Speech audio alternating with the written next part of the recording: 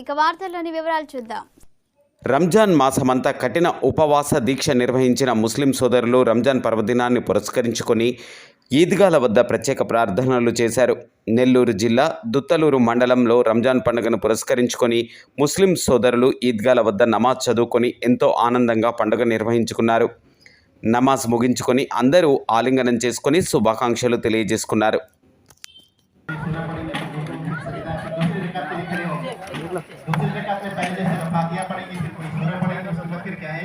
तीन मरतबा अल्लाहु अकबर बोल के हाथ पढ़ना है, चौथी मरतबा बगैर हाथ उठाए रुकू में जाना है।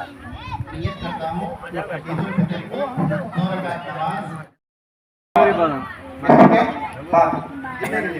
मगरिब के बाद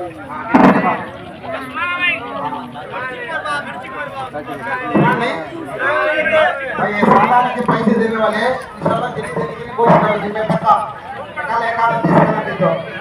दूसरी बात ये है सब किताबों जैसे के बाद